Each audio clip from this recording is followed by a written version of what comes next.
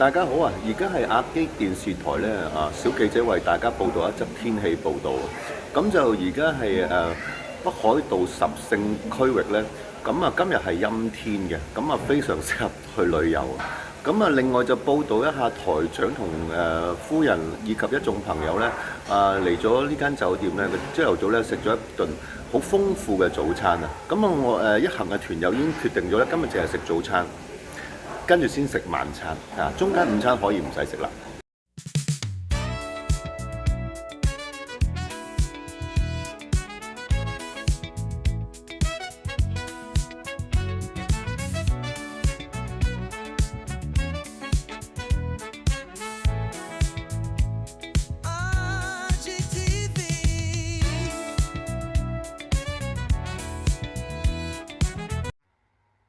啱啱食飽早餐，跟住然之後泡咗個溫泉，而家咧就喺度等團友一齊出發。咁經過呢度咧，呢度得意喎，原來係呢個俾寵物用嘅一個區域好可愛啊！我都想做小狗狗啊，突然間。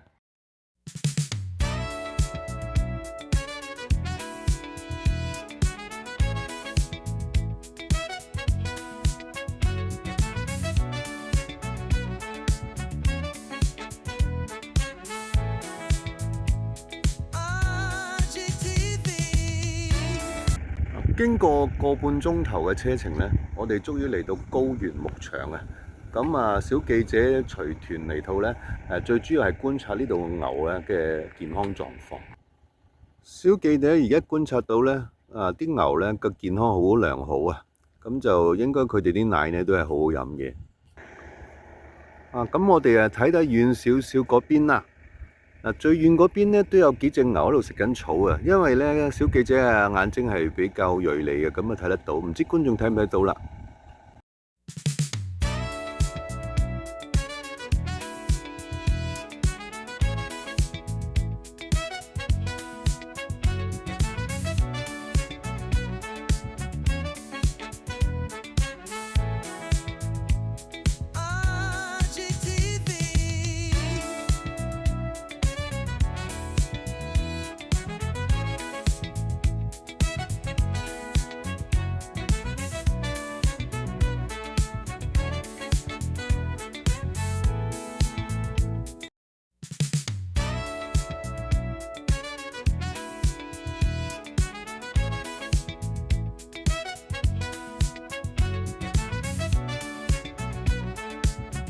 小記者咧，經過接近1個鐘頭嘅車程咧，就已經嚟到呢個第3個景點啊，新德農場啊。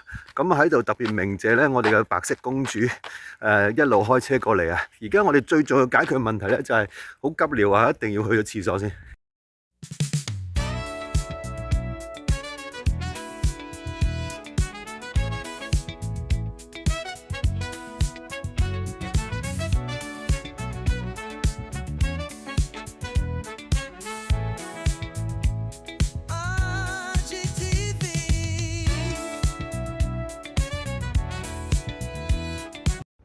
小記者阿基咧，而家同台長一班朋友咧，就嚟到呢個新德嘅一間居酒屋啊。咁就我哋又睇下今晚嘅晚餐食乜啦，不如。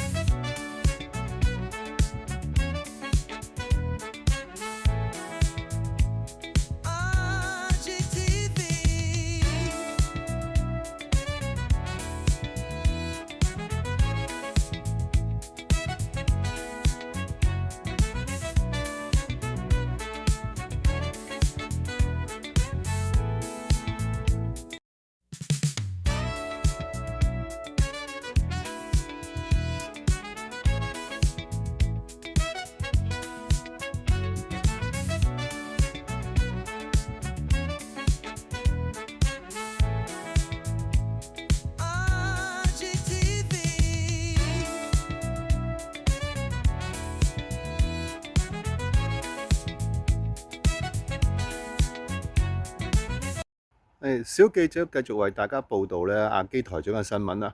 咁啊，頭先亞基台長咧就同一班黨羽咧就已經食完晚餐啦。咁就見到呢度有個火車站啦，就係新德嘅火車站咁樣。咁啊，台長突然間咧靈機一觸啊，咁就建議咧就將台長夫人咧就滯留喺呢度，跟住然之後睇下台長夫人識唔識自己搭火車咧翻去酒店嗰邊咁樣嘅。咁我哋咧而家個行動就已經開始噶啦，我哋陣間會上車嘅，跟住然之後咧就send 一個 message 俾佢，就叫佢搭火車翻屋企啦。